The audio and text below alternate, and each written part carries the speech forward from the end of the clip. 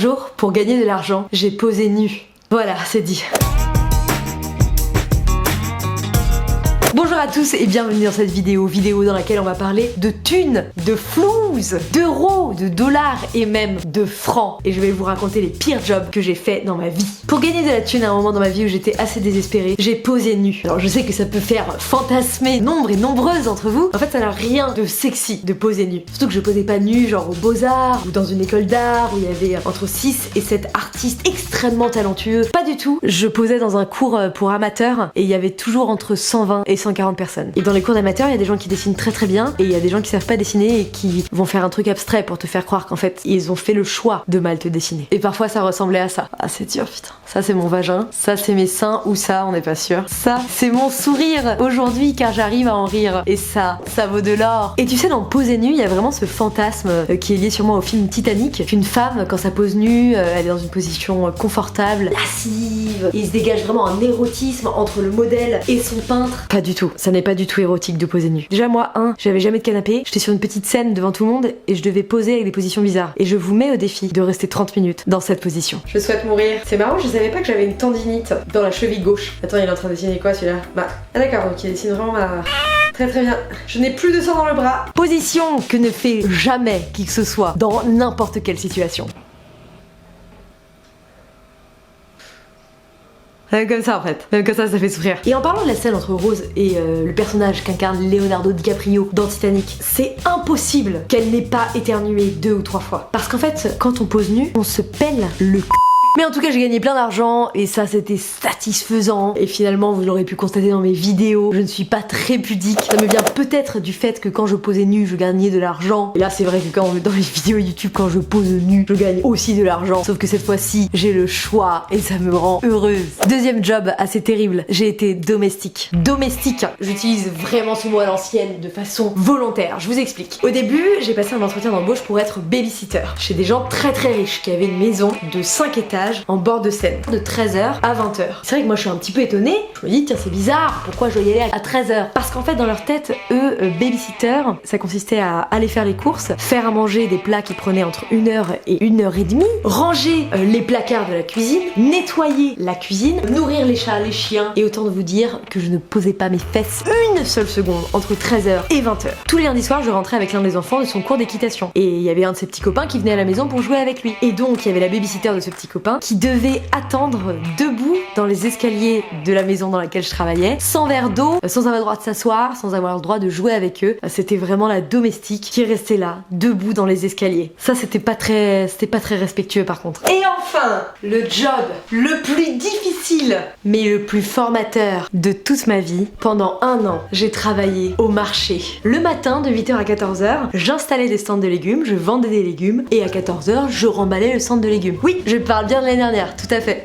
L'hiver où pendant 3 semaines il a fait moins 10 degrés. D'ailleurs je m'en souviens très bien parce qu'on mettait des couvertures sur les légumes pour pas qu'ils gèlent, mais pas sur nos orteils. C'était réservé aux carottes et aux courges. Parfois je commençais à 6h du matin à l'autre bout de Paris, sauf qu'à 4h45 du matin il n'y a pas de métro. Donc qui s'est tapé 15 km à roller à 4h45 du matin?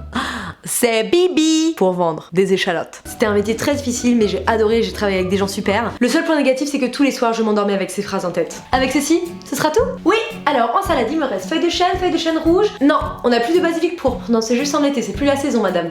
Pas de soucis. Poireaux, des gros poireaux, des petits poireaux. 5,49€ madame s'il vous plaît. Vous aurez 49 centimes s'il vous plaît? J'ai énormément appris avec ce job. J'ai appris à consommer local et surtout avec des circuits courts, à acheter directement aux producteurs. Et je vous jure que ça peut changer la planète. J'ai énormément de respect et de considération pour les agriculteurs, surtout ceux qui vendent directement leur nourriture au marché. J'ai appris les fruits de saison, j'ai appris à cuisiner, j'ai appris à observer, à écouter. Et surtout, j'ai développé une passion grandissante qui n'a fait que croître pour la coriandre. Mais surtout, ça me permettait de faire mes vidéos l'après-midi et de passer à 100 000 abonnés. L'année dernière, en septembre, j'ai arrêté de travailler au marché. En janvier, j'ai ouvert mon entreprise. Et aujourd'hui, je voulais vraiment vous montrer quelque chose. Mais pour ça, il faut que je sorte de la maison. Que je mette mon manteau.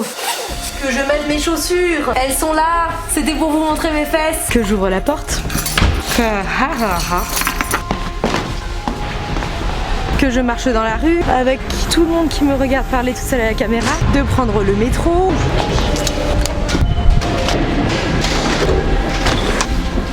De sortir du métro. que je marche, il faut que j'ouvre une porte et que je vous dise cette phrase. Bienvenue dans mes nouveaux bureaux. Ici, c'est la salle principale. Ici, c'est la cuisine. Ici, c'est la salle des monteurs. Ici, c'est le jardin. Ici, c'est le studio de Benjamin Verrecchia. Ici, c'est le studio de Pierre Cross. Et enfin, la pièce la plus importante, même si elle est à la cave. Je parle, bien entendu, non pas de mes seins, que vous n'avez jamais vu d'aussi près, mais finalement, c'est pas si sexy. Mesdames et messieurs, je suis au milieu de la pièce de mon studio. Oui. En gros, je vous explique. Pierre Cross, qui est un autre youtubeur, Benjamin Verrecchia, qui est un autre youtubeur, et moi, on s'est réunis ensemble dans une maison. Et dans cette maison, on a chacun notre studio, mais surtout, on a une équipe qui travaille à plein temps sur nos projets grâce à YouTube. Alors bonjour, moi c'est Oriane Vanessa, donc je suis la chargée de production de la boîte et je m'occupe de Swan, Ben et Pierre. Je m'appelle Alex, je m'occupe des montages pour Swan, Pierre et Ben. Je m'appelle Pierre Cross, je suis créateur de vidéos sur internet. Moi c'est PA et je fais les montages vidéo. Je m'appelle Thomas, donc je m'occupe des montages de Swan, de Ben et de Pierre. Salut, moi je m'appelle Fred et je gère tout ce qui est opération commerciale sur la chaîne de Swan. Je me présente, je m'appelle Benjamin Verrecchia, je suis youtubeur de fonction. Et c'est comment de travailler avec Swan Périssé? L'actorat de Swan Périssé est une chose formidable qui dépasse l'entendement. C'est gratifiant au quotidien. C'est une femme extraordinaire, moi je suis trop heureuse de travailler avec elle quoi. Calme, attentive, elle s'emporte vraiment pas vite. Waouh, c'est super cool, c'est une fille vraiment en or. J'adore vraiment Swan Périssé et en plus, professionnellement, elle me rapporte beaucoup d'abonnés. Et je suis très fier de travailler sur les partenariats de Swan Périssé. Elle a des idées exceptionnelles, des concepts toujours innovants. Nous avons vraiment une admiration totale pour son travail. C'est elle qui rapporte le plus d'argent à la boîte. Non mais ça c'est pas possible, c'est Pierre qui rapporte le plus d'argent à la boîte. D'une intelligence hors pair. Et elle est belle, elle est belle, elle est très très belle. Ok. Bon, tu te dépêches pour le montage là? Et pour les 100 euros, tu me les donnes tout de suite ou comment on fait? Tu peux dire parce qu'elle est talentueuse, parce que les gens ils savent que j'ai pas d'abonnés, tu peux dire parce qu'elle a beaucoup de Oui, talent. mais ça tu m'as pas dit de le dire avant ça. Ouais, non mais je te le dis maintenant, parce que les gens ils vont savoir que j'ai moins d'abonnés que toi. Oui. Est-ce que tu peux dire peu parce importe. qu'elle est talentueuse et je l'admire? Parce que... Non mais c'est par rapport à la qualité de mes vidéos, par rapport Pour à laquelle... tienne. Vas-y, c'est quoi la phrase? Si ça te dérange pas, je vais attendre d'avoir fini le montage pour faire les vues sur YouTube et tout. Ok. Elle me rapporte beaucoup d'abonnés parce qu'elle a des vidéos très talentueuses. Elle me rapporte beaucoup d'abonnés parce que le simple fait de la côtoyer avec ses vidéos, elle est très talentueuse. Ouais. Faut que j'y aille vraiment, Swan. Non mais on peut leur refaire juste une prise, s'il te plaît. Mais tu joues mal, Bah oui, mais... Mesdames et messieurs, j'ai ma pièce à moi maintenant pour créer, pour faire des montages, pour donner des retours à mes monteurs, pour écrire de la musique, pour gagner des millions d'euros en restant assis derrière mon bureau, mesdames et messieurs. Mon studio qui est haut d'1m70, ce qui fait que personne ne peut rentrer dedans, à part moi. C'était la stratégie des pyramides en fait, à la base. C'est vraiment genre ils peuvent pas rentrer dans la pièce importante pour trouver le trésor. Et là c'est moi le trésor, c'est moi. Donc pour l'instant ce studio est vide comme vous pouvez le constater, même il résonne. Là-bas j'ai des caméras, des ordinateurs, etc. parce que c'est mon minimum de matériel pour pouvoir travailler. Mais l'idée c'est que nous allons décorer ensemble mon studio. Voilà, j'hésite entre 3 thèmes, donc je vais vous demander de voter à travers ce petit sondage ici que je remets en bas dans la description. Soit un style jungle, un peu sauvage, à la Lara Croft. Je vais mettre des plantes partout, des lumières qui font des ombres avec les plantes, des serpents, des migales.